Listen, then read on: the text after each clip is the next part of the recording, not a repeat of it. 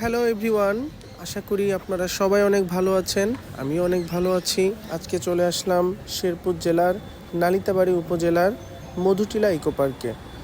এখানে প্রাকৃতিক সৌন্দর্য, ঘন জঙ্গল, সীমান্ত এলাকার নৈসর্গিক পরিবেশের জন্য বিখ্যাত, যেখানে বিভিন্ন ধরনের গাছপালা, বন্যপ্রাণী, ভারতের মেঘালয় পাহাড়ের মনোমুগ্ধকর দৃশ্য এখান থেকে দেখতে পারবেন। মধুটিলা ইকো পার্কটি 1999 সালে পরিবেশ উদ্যান হিসেবে ঘোষিত হয়। আমি শেরপুর জেলাতেই থাকি, একটি বেসরকারি কোম্পানিতে কর্মরত আছি। সো আমি এখানে বাইক নিয়ে গিয়েছিলাম। তো পুরো বাইক জার্নিটা আপনাদের সাথে শেয়ার করব এবং টোটাল যে ইকো পার্কের সৌন্দর্যটা সেটা আপনাদের সামনে তুলে ধরার চেষ্টা করব। আমার বাইক ড্রাইভিংয়ে আমার পিলিয়ন ছিল না কেউ, দ্যাটস ওয়াই আমি নিজেই ভিডিওটা করি। খুবই রিস্কি ছিল। আমি এক হাত দিয়ে বাইক ড্রাইভ করেছি এবং আরেক হাত দিয়ে আমি এই জার্নিটা ভিডিও করার চেষ্টা করেছি। যদিও এটা করা উচিত নয়, আমি খুব সাবধানতার সাথে কাজটি করার চেষ্টা করেছি। সো দেখছেন সুন্দর একটা ব্রিজ। এটা মানে ইকো পার্কে যাওয়ার 3-4 কিলোমিটার আগে এই ব্রিজটা আপনারা দেখতে পারবেন। অলরেডি স্ক্রিনে যে পাহাড়টা দেখছেন এটা হচ্ছে ভারতের মেঘালয় পাহাড়ের একটা অংশ। যেহেতু ডিসেম্বর মাস, সো একটু কুয়াশা ছিল, যার কারণে ভিডিওটা পরিষ্কার হয় নাই। এখন আমরা চলে যাচ্ছি পাহাড় কেটে যে রাস্তাটা তৈরি হয়েছে সেই রাস্তা ধরে। অলরেডি আপনারা দেখতে পাচ্ছেন, যেহেতু আমি নিজ হাত দিয়ে ভিডিওটা করেছি, সো ভিডিও কোয়ালিটিটা এত বেশি ভালো হয় নাই, তবে চেষ্টা করেছি ভিডিওটা যথাসম্ভব আপনাদের বোধগম্য করে তোলার জন্য। অলরেডি দেখতে পাচ্ছেন উঁচু যে পাহাড়টা, এখানে ছোট বড় অনেক পাহাড় আছে, তবে মধুটিলা পাহাড়টা একটু বড় এবং এটা একটু সৌন্দর্যের প্রতীক হয়ে আছে এইখানটার মাঝে। তো আপনারা যখন এই রাস্তা দিয়ে যাবেন তখন আশপাশের পরিবেশের যে দৃশ্যটা, এটাও আপনাদের অনেক ভালো লাগবে এবং এইখানে আপনারা এমন এমন কিছু গাছ দেখতে পাবেন যেটা সচরাচর মানে কোনো এলাকাতে দেখা যায় না। এবং রাস্তার দেখে বুঝতেই পারছেন যে টোটাল রাস্তাটা কিন্তু পাহাড় কেটে পাহাড়ের মাঝখান দিয়ে রাস্তাটা করা হয়েছে। অলরেডি আমি মধুটিলা ইকো পার্কের খুবই কাছাকাছি চলে এসেছি। আপনারা সাইনবোর্ডে দেখতে পাচ্ছেন Madhutila eco park. Madhutila eco পার্কের ঠিক বাইরের সাইডে বেশ কিছু দোকান আছে। এই দোকান থেকে আপনারা চাইলে কিছু কেনাকাটা করতে পারবেন। এখানে অনেক হোমমেড জিনিস পাওয়া যায় এবং আচার পাওয়া যায় এবং ঘর বাড়ি সাজানোর জন্য অনেক জিনিস পাওয়া যায়। সো আপনারা দেখছেন যেটা, এইখানে কিন্তু চাইলে আপনাদের প্রিয়জনদের জন্য কিছু গিফট আপনারা এখান থেকে কিনতে পারবেন। অলরেডি চলে গেলাম আমি টিকিট কাউন্টারে। এখান থেকে আমি 100 টাকা দিয়ে একটা টিকিট কাটলাম। যদি 12 বছরের নিচে কেউ থাকে তাহলে তার জন্য আরও 50 টাকা এক্সট্রা দিতে হবে বা একটা টিকিট নিতে হবে।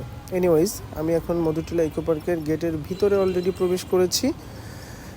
এখন যেহেতু আমি ফার্স্টেই বলেছি যে আমি নিজ হাত দিয়ে ভিডিওটা করেছি, সো হচ্ছে যে খুবই রিস্কি ছিল। আমি যথেষ্ট সাবধানতার সাথে চেষ্টা করেছি ভিডিওটা তৈরি করার জন্য। এবং ভেতরেও হচ্ছে দু একটা দোকান আছে যেখান থেকে আপনারা চাইলে জিনিসপত্র কিনতে পারবেন এবং এখানকার রাস্তার ফিলিংসটাই হচ্ছে একটু অন্যরকম। দেখেন এখানে ইটের সলিং রাস্তা, এই রাস্তা দিয়ে যাওয়াটা একটু টাফ বাইক নিয়ে।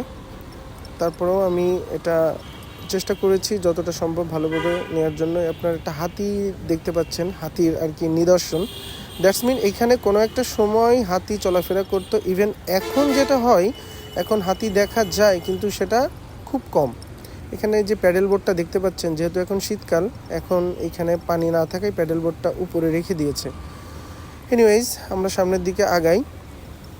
যেহেতু এখানে বাইক নিয়ে ঢোকার একটা পারমিশন আছে, সো এই যে এখন যে রাস্তাটা দেখতে পাচ্ছেন, এই রাস্তার মাঝখানটা হচ্ছে আপনার একটু কেটে রাখছে, যাতে যদি কেউ বাইক নিয়ে ঢুকতে চায় এবং কেউ বেরোইতে চায় তাহলে দুজনেই খুব সাবধানতার সাথে যাইতে পারে। এখানে এসে দেখলাম একটা নবীন বরণ অনুষ্ঠান হচ্ছে,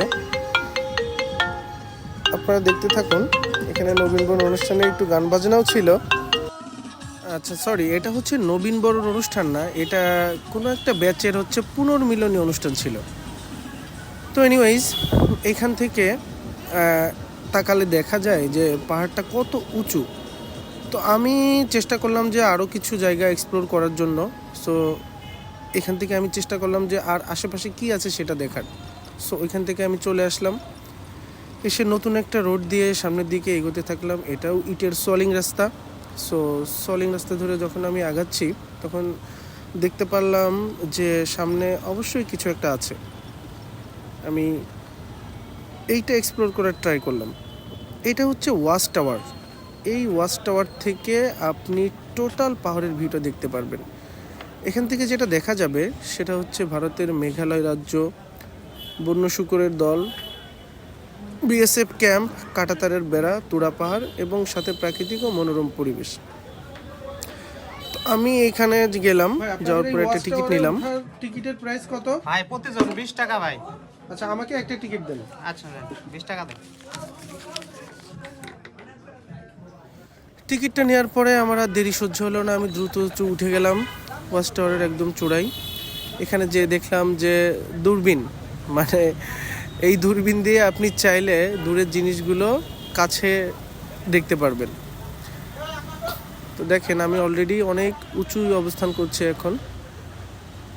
এখান থেকে আপনি চাইলে ভারতের মেঘালয় রাজ্য, তারপরে হচ্ছে ভারতের তুরা পাহাড়, গারো পাহাড়, খাসিয়াদের একটা গ্রাম দেখা যায় এখান থেকে।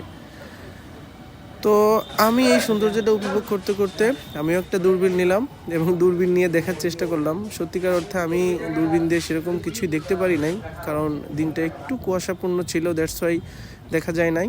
বাট আপনারা যদি একটু ফ্রেশ দিনে আসেন তাহলে হয়তো দেখতে পারবেন। পশ্চিম আকাশে সূর্যটাও নেমে গিয়েছে। সূর্যটার অবস্থানটা এমন মনে হচ্ছে আমার হাতে কেউ একটা টিপ দিয়েছে আর আমি সেটা আকাশের কপালে পরিয়ে দিয়েছি। সেই সাথে আমার মধুটিলা ইকো পার্ক ভ্রমণ শেষ হলো। আমি অলরেডি গেটের বাইরে চলে এসেছি। অলরেডি পশ্চিম আকাশে সূর্যটা ডুবে যাচ্ছে। সবাইকে আবারও শুভেচ্ছা জানিয়ে নেক্সট টাইমে নতুন একটা ভিডিও দেখার অনুরোধে শেষ করছি।